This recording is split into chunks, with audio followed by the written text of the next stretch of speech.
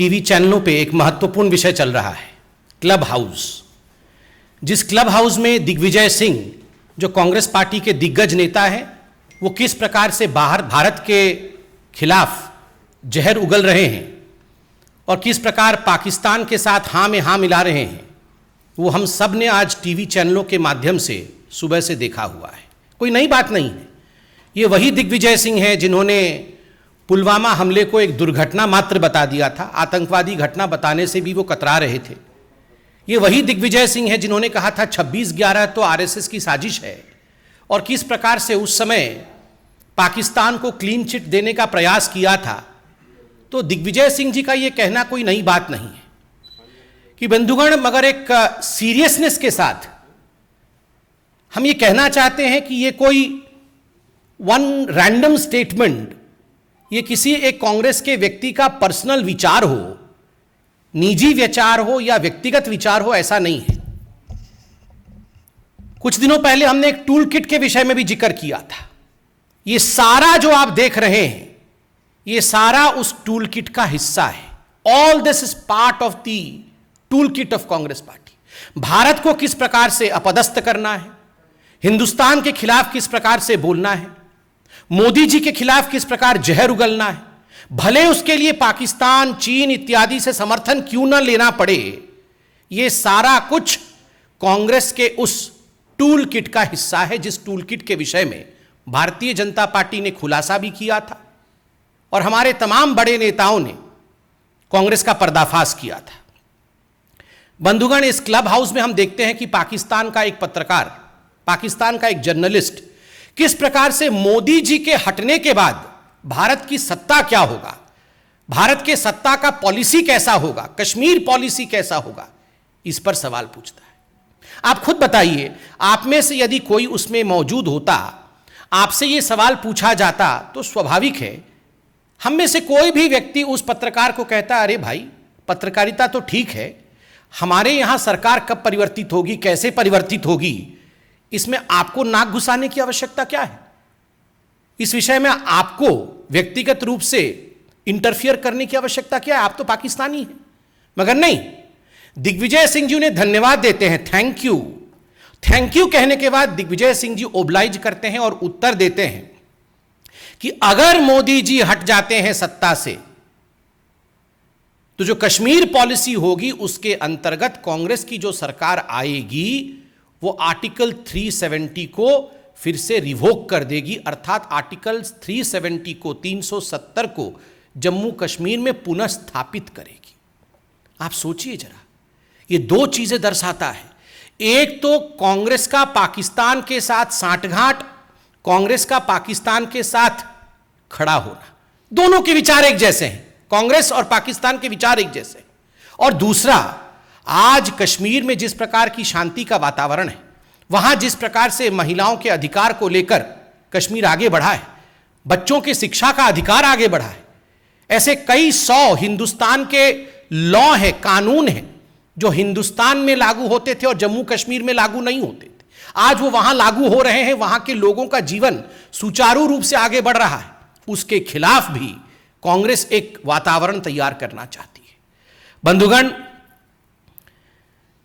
एक पैटर्न है, आप अगर डॉट्स को ज्वाइन करेंगे तो आप देखेंगे आज जो दिग्विजय सिंह जी ने कहा है, मुझे तो पूरा शक है कि ये पूरा का पूरा स्टेज मैनेज था। उस पत्रकार को दिग्विजय सिंह या कांग्रेस पार्टी के किसी बड़े नेता ने ही कहा होगा कि ये सवाल आप पूछना, ऐसा नहीं है कि उसने कोई रैंडम सवाल पूछ लिया, ये सब स्टेज मैनेज होता है, ये टूल किट का हिस्सा है। कहा गया होगा ये सवाल पूछना और उसके बाद बताया गया होगा, क्योंकि एक बहुत बड़ा पैटर्न है। मैं एक एक करके वो पैटर्न आपको गिनाता हूं। आर्टिकल 370 पे डिस्कस कर रहे हैं मित्रों, आपको याद होगा, और मैं तो चैनलों से ये रिक्वेस्ट करूंगा, आप चतुर्थ स्तंभ हैं, आप उस बाइट को जरूर दिखाइएगा जब पार्लियामेंट में आदरणीय गृह मंत्री अमित शाह जी खड़े होकर आर्टिकल 370 के विषय में अपना वक्तव्य आरंभ ही करने वाले थे, तभी जो लीडर ऑफ ऑपोजिशन है कांग्रेस पार्टी की ओर से अधीर रंजन चौधरी, वो तुरंत खड़े हो जाते हैं, तत्क्षणात खड़े हो जाते हैं और खड़े होकर कहते हैं, नहीं नहीं नहीं नहीं, ये चर्चा हम कैसे कर सकते हैं, ये तो बायलैटरल इशू है, ये आर्टिकल 370 तो द्विपक्षीय इशू है, इसमें भारत कैसे अपने आप डिस्कशन कर सकती है बिना पाकिस्तान के कंसेंट के। तो ये तो हिंदुस्तान के पार्लियामेंट के पटल पे किस प्रकार से कांग्रेस पार्टी का पर्दाफाश हुआ था, ये पूरे हिंदुस्तान ने देखा था। और तो और अधीर रंजन चौधरी जी के पीछे स्वयं श्रीमती सोनिया गांधी जी मौजूद थी, और ये सब कुछ सोनिया गांधी जी के उकसाने पर अधीर रंजन चौधरी ने कहा था कि how can article 370 be discussed unilaterally by the Indian parliament, it is a bilateral issue. ये पैटर्न उससे पहले से शुरू हुआ। जब आप याद करिए, मणिशंकर अय्यर जाते हैं पाकिस्तान, और वहां एक साक्षात्कार में, एक टीवी इंटरव्यू में कहते हैं मोदी को हटाना होगा, मोदी को हटाना होगा और हमें लाना होगा। ये मोदी को हटाना होगा और कांग्रेस को लाना होगा, ये गुहार कोई आज से नहीं, जब से मोदी जी हिंदुस्तान के प्रधानमंत्री बने हैं तब से ये गुहार कांग्रेसी नेता, कांग्रेस के दिग्गज नेता पाकिस्तान से लगा रहे हैं। और आप सिमिलैरिटी देखिए, 2014 के आसपास जब मणिशंकर अय्यर कह रहे थे मोदी को हटाना होगा, पाकिस्तान का वो एंकर था, वो डर गया, वो बोलता हम कैसे हटाएंगे जी। मतलब वो सोचा कि ये किस प्रकार का डिस्कशन हो रहा है, मगर मणिशंकर अय्यर अड़े रहे मोदी को हटाना होगा, आपकी मदद से हटाना होगा। और कल जो क्लब हाउस में हुआ है उसमें भी मोदी को हटाना होगा, मोदी के हटने के बाद का भारत कैसे होगा, ये चिंता पाकिस्तानियों और कांग्रेसियों के बीच में चल रही है। बंधुगण, ये वही मणिशंकर अय्यर भी हैं। आप याद करिए, हम जम्मू कश्मीर के विषय में बात कर रहे हैं, विगत अगस्त के महीने में ये वही मणिशंकर अय्यर है जिसने कश्मीर और जम्मू को कंपेयर किया था फिलिस्तीन के साथ, कि हिंदुस्तान ने जम्मू कश्मीर को फिलिस्तीन बना दिया है। ये किस प्रकार का संदेश पूरे विश्व में भेजते हैं। और इन सबके सरगना, चाहे वो दिग्विजय सिंह हो, चाहे वो मणिशंकर अय्यर हो, ये सबके सरगना है आदरणीय राहुल गांधी जी। राहुल गांधी जी, आपको याद होगा, आर्टिकल 370 जब एब्रोगेट हुआ था, उसके बाद उन्होंने 25 अगस्त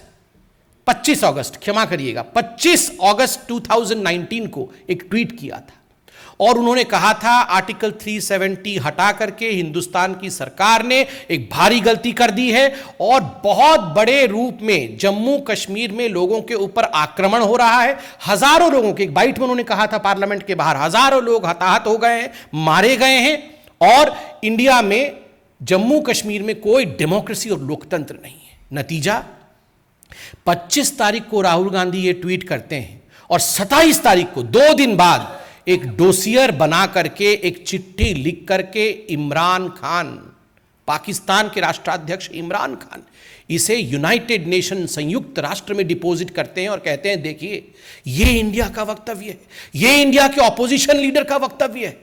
आप सोचिए जरा, मुझे तो शक है कि ये किस प्रकार से टाइमिंग थी कि 25 तारीख को राहुल गांधी का ट्वीट और 27 तारीख को यूनाइटेड नेशन में प्रस्तुत हो जाना।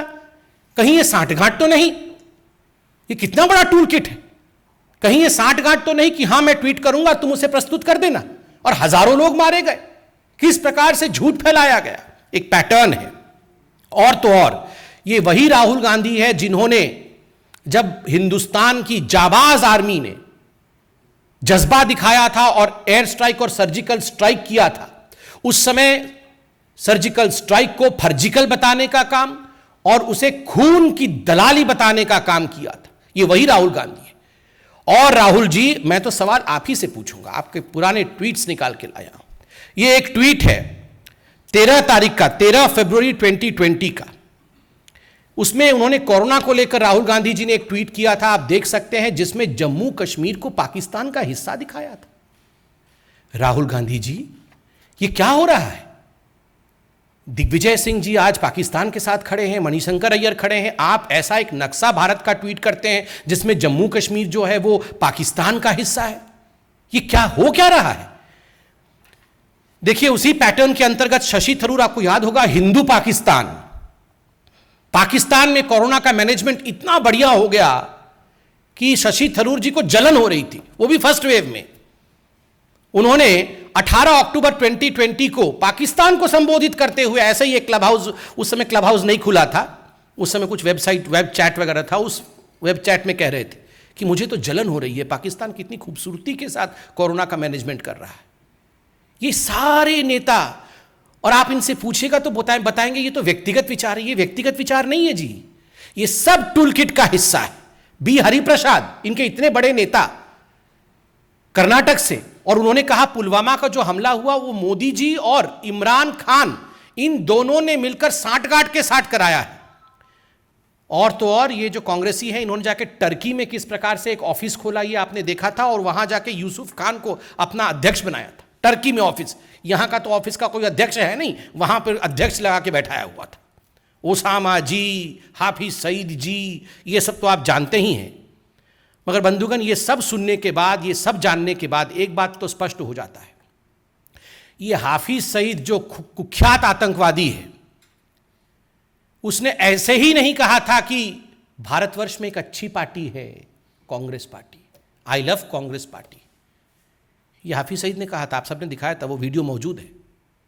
ये ऐसे ही हाफिज सईद कांग्रेस पार्टी से प्यार नहीं करता है। और आज मैं एक निवेदन करता हूं, ये कांग्रेस पार्टी अपने नाम को बदले, INC को बदल करके ANC कर दे। ये अपने आप को INC कहती है, आज मैं कहता हूं ये अपने आप को ANC कहे, एंटी नेशनल क्लब हाउस। ये एक ऐसा क्लब हाउस है जिसमें सारे लोग मोदी जी से घृणा करते करते आज हिंदुस्तान से घृणा कर बैठे हैं। ये वही कांग्रेस पार्टी है जिसमें पी चिदम्बरम कह रहे थे कि आर्टिकल 370 इसलिए हटाया गया क्योंकि जम्मू कश्मीर जो है वो मुस्लिम बाहुल्य क्षेत्र है। तुष्टिकरण की पराकाष्ठा को आप देखिए बंधुगण, केवल इस पैटर्न में पाकिस्तान हो ऐसा नहीं है। इस टूल किट में चाइना पाकिस्तान एक्सेस भी था। इस टूल किट में 2008 में जो MOU साइन किया गया सोनिया जी और राहुल जी द्वारा, और काफी डोनेशन, करोड़ों में डोनेशन जो कांग्रेस के अकाउंट में चाइना से आया, ये सब यूं ही नहीं हुआ है। ये सब उसका हिस्सा है कि हम मिलकर किस प्रकार भारतवर्ष को नीचे दिखाएंगे। कश्मीर में आर्टिकल 370 पुनः स्थापित करने के लिए चीन, पाकिस्तान इत्यादि के साथ मिलकर काम करेंगे। ये 2008 में MOU का भी हिस्सा है। और आपको याद होगा डोकलाम का जब स्टैंड ऑफ हुआ था, पूरा ये गांधी का कुनबा, ये तथाकथित गांधी का कुनबा जो है, ये प्रियंका जी, राहुल जी, वाड्रा जी और भी सब जी, वो सारे के सारे चाइनीज टेंट के नीचे मिले थे। पहले तो मना कर रहे थे, बाद में जब फोटो आ गया और मीडिया ने फोटो चला दिया तब हाथ खड़े करके हाँ हम वहां थे। आप बताइए ये किस प्रकार की राजनीति कांग्रेस पार्टी कर रही है। आज भारतीय जनता पार्टी इस मंच से आज हम ये डिमांड करते हैं कि दिग्विजय सिंह जी ने पाकिस्तान के एक पत्रकार को जिस प्रकार से मोदी के हटने के बाद भारत कैसा होगा, उसमें हम आर्टिकल 370 को बहाल कर देंगे। इस पर सोनिया गांधी जो कि अभी कार्यकारी अध्यक्ष हैं, और राहुल गांधी जिनको भविष्य में वो अध्यक्ष बनाना चाहते हैं शायद कांग्रेस पार्टी, दोनों क्या सोचते हैं? क्या ये कांग्रेस का राय है या नहीं है? हम चाहते हैं इसमें राहुल जी एक प्रेस कॉन्फ्रेंस करके देश को संबोधित करें और इस सच्चाई को देश के सामने रखें। बहुत बहुत धन्यवाद। ये सवाल हो तो पूछें।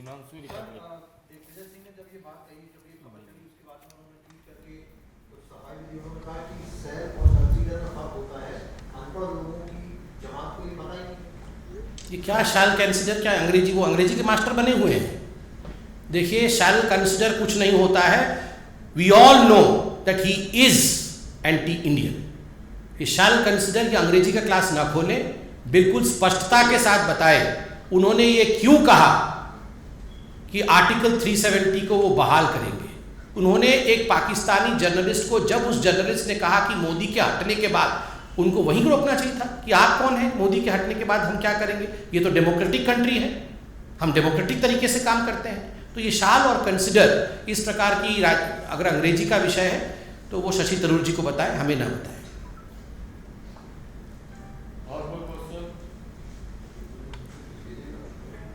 अरविंद केजरीवाल कोरोना मैनेजमेंट को लेकर उन्होंने बयान दिया है कि काफी दिक्कत थी उसका। देखिए अभी अरविंद केजरीवाल जी जो दिल्ली के मुख्यमंत्री हैं, उन्होंने प्रेस कॉन्फ्रेंस किया और उन्होंने प्रेस के माध्यम से संबोधित करते हुए कहा कि वो दिन रात युद्ध स्तर पे थर्ड वेव की तैयारी कर रहे हैं, टैंकर इत्यादि ला रहे हैं, ऑक्सीजन प्लांट भी बना रहे हैं, वो सब कुछ कर रहे हैं। मगर हम तो इस पर राजनीति नहीं करना चाहते हैं और ना ही इस विषय को लेकर हम लोग रोज़ टीवी पे आते हैं। मगर चूंकि आपने सवाल पूछा है, अरविंद जी अगर यही तैयारी सेकेंड वेव से पहले कर लेते तो कितना बढ़िया होता। सेकेंड वेव ही नहीं होता। सेकेंड वेव से पहले वो केवल एडवर्टाइजमेंट करते थे और हर दिन टीवी ऑन करिए तो सुबह दोपहर शाम हमेशा टीवी पे दिखते थे। 1000 करोड़ रुपए उन्होंने टीवी के एडवर्टाइजमेंट पे खर्चा किया। हम तो बहुत सम्मान के साथ, क्योंकि हम राजनीति में विश्वास नहीं रखते हैं, टकराव में बिल्कुल विश्वास नहीं रखते, हम तो चाहते हैं कि यही 1000 करोड़ रुपए आप अगर उन्होंने खर्च किया होता तो ऑक्सीजन डिलीवरी भी होती घर घर पे और फल फ्रूट भी घर घर पहुंच जाते लोगों के, सब लोग स्वस्थ होते। आज वो एक एडवर्टाइजमेंट चल रहा है कि बहुत सारे ऑक्सीजन के सिलेंडर रखे हुए हैं और अरविंद केजरीवाल जी मास्क पहन के उन ऑक्सीजन सिलेंडर के बीच में चल रहे हैं, कभी आ रहे हैं कभी जा रहे हैं, और वो बोल रहे हैं कि हम तैयारी कर रहे हैं। मगर सेकेंड वेव के समय तो आप बोल रहे थे कि हमें तो केंद्र सरकार काम नहीं करने दे रही है, आज आप बोल रहे हैं हम ऑक्सीजन प्लांट लगा रहे हैं, ऑक्सीजन सिलेंडर हम प्रोक्योर कर रहे हैं। आज तो मोदी जी नहीं रोक रहे हैं। मोदी जी ने फरवरी के महीने में ही दिल्ली सरकार को कोरोना के सेकेंड वेव के लिए चेता दिया था, पूरी तरह से चेता दिया था, लिखित में चेताया था। मगर मुझे दुख के साथ कहना पड़ रहा है, क्योंकि हम राजनीति नहीं करना चाहते हैं, कि अरविंद केजरीवाल जी एडवर्टाइजमेंट करने में व्यस्त रहे, वो सेकेंड वेव की तैयारी वो कर नहीं पाए। अब कहीं ना कहीं उनके मन में एक ग्लानि है, तो ये थर्ड वेव आएगा उसकी तैयारी कर रहे हैं, उसकी अब वो एडवर्टाइजमेंट कर रहे हैं।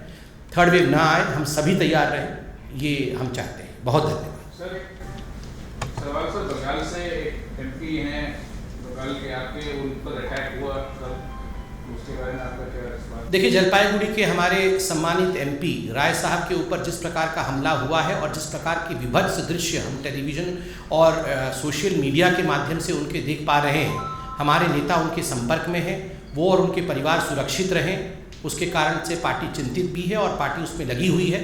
मगर दुख का विषय है, जो ममता बनर्जी ममत्व के विषय में कहती है, माँ माटी मानुष के विषय में बात करती है, आज जो अमानवीय चरित्र टीएमसी का हम ग्राउंड में देख पा रहे हैं, जमीन पर देख पा रहे हैं, कार्यकर्ताओं की हत्या हो रही है, राजनीतिक वायलेंस हो रहा है, वो आज संपूर्ण हिंदुस्तान देख रहा है। बंगाल की जनता और हिंदुस्तान की जनता इसे क्षमा नहीं करेगी। हिंदुस्तान में किसी प्रकार के राजनीतिक हिंसा के लिए कोई स्थान नहीं। धन्यवाद। हाँ, उनके मन से भी बिल्कुल सही कह रहे हैं संजय जी। कल जब हम सब ने ममता बनर्जी जी को टीवी पे देखा, उन्होंने खुद ही कहा था कि आगे ऐसा समय आएगा कि कोई भाजपा रहेगा नहीं बंगाल में। तो वो तो चुनाव से पहले भी धमकी दे रही थी कि जिस दिन मेरा समय आएगा मैं तो छोड़ने वाली हूँ नहीं, और आज फिर से कह रही हैं कि भाजपा रहेगा नहीं, मैं रहने दूंगी नहीं। बस हाथ जोड़ के इतना निवेदन है कि ये देश शांतिप्रिय देश है, इसमें लोगों की हत्या करना, आप सोचिए अगर सांसद के ऊपर इस प्रकार का हमला हो रहा है तो आम कार्यकर्ताओं के ऊपर जिस प्रकार की हमलाएं हो रही होंगी वो आप सोच सकते हैं। एक गवर्नर तक को छोड़ा नहीं जा रहा है, सांसद को छोड़ा नहीं जा रहा है, तो लोगों के ऊपर क्या हो रहा होगा। बहुत बहुत धन्यवाद। जी हिमांशु जी।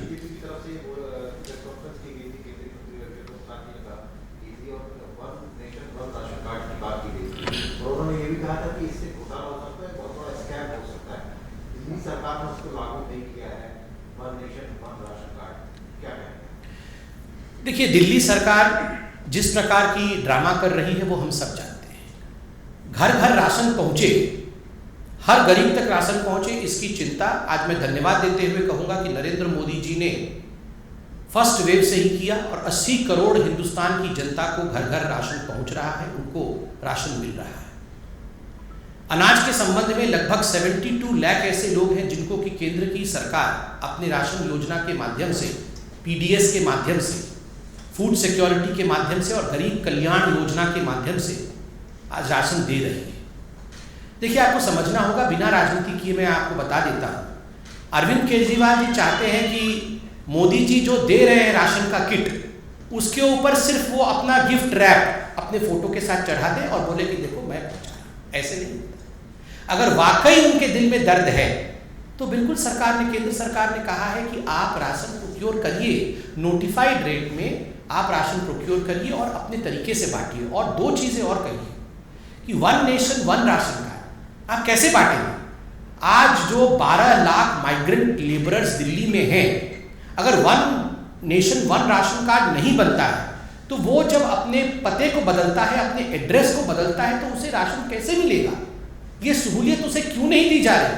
आज भारतवर्ष में केवल 4 राज्य ऐसे हैं जो इसको फॉलो नहीं कर रहे हैं। और कल आपने देखा होगा one nation one ration card को लेकर ममता बनर्जी की टीएमसी की सरकार को सुप्रीम कोर्ट ने किस प्रकार से फटकार लगाया है और कहा है तुरंत आप one nation one ration card को लागू करिए। तो आप one nation one ration card लागू नहीं करते हैं, आप electronic point on sale machine PEPOS machine आपने चालू नहीं किया हुआ है।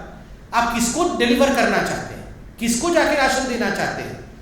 आप कहीं ना कहीं अपने लोगों को जो आम आदमी पार्टी के कार्यकर्ता हैं उनको डिस्ट्रीब्यूटर के रूप में आप सिस्टम में डालना चाहते हैं। आप चाहते हैं कि ये जो आपके कार्यकर्ता हैं वो बेनिफिटेड हो जाएं, उनको फायदा हो और उनको कुछ पैसा कमाने का मौका मिले। आप कहीं ना कहीं एक बिचौलिया पैदा कर रहे हैं और ये बिचौलिया सिस्टम कभी भी ठीक नहीं होता है। बहुत बहुत